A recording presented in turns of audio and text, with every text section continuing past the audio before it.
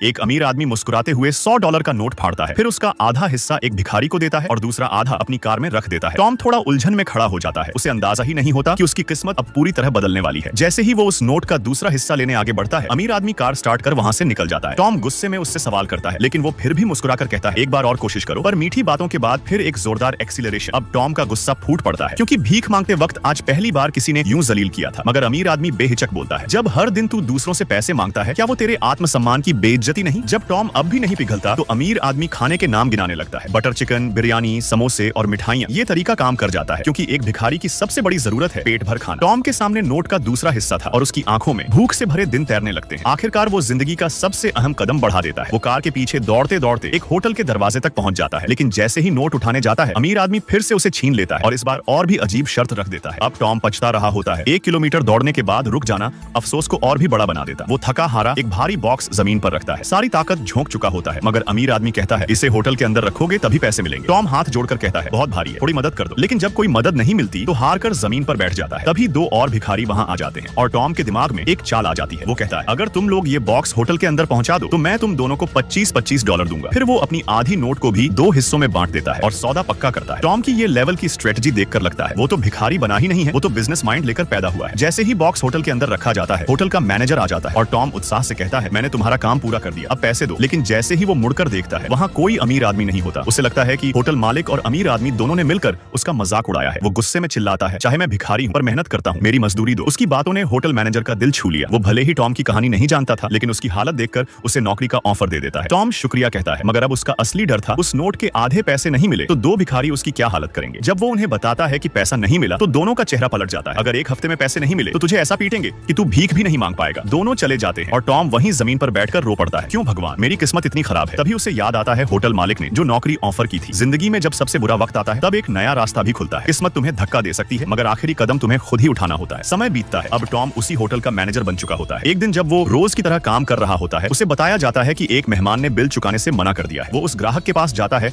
और जब उसका बटुआ खोलता है तो उसे वही आधा डॉलर नोट दिखाई देता है। टॉम अपनी जेब से सालों पुराना आधा नोट निकालता है। दोनों हिस्से बिल्कुल परफेक्ट तरीके से मिल जाते हैं। सामने बैठा व्यक्ति और कोई नहीं, वही अमीर आदमी था। उसने टॉम की तरक्की देखकर मुस्कुराते हुए कहा, जब पूरी दुनिया तुझे पैसा दे रही थी, मैंने तुझे आत्मसम्मान देना चाहा। पैसा देना आसान होता है, लेकिन किसी को मेहनत की आदत देना वो असली मदद होती है। टॉम भावुक होकर उसका धन्यवाद करता है। फिर अमीर आदमी मुस्कुराकर कहता है, अब जरा खाना तो परोस दे। टॉम हंसते हुए मुड़ता है, लेकिन जब दोबारा पलटकर देखता है, वहाँ कोई नहीं होता। वो अमीर आदमी हकीकत था या सपना, अब इससे फर्क नहीं पड़ता। असल जिंदगी में हम सब किस्मत का इंतजार करते हैं, लेकिन जब तक हम खुद अपने कंफर्ट जोन से बाहर नहीं निकलते, हम असली बदलाव कभी नहीं ला सकते।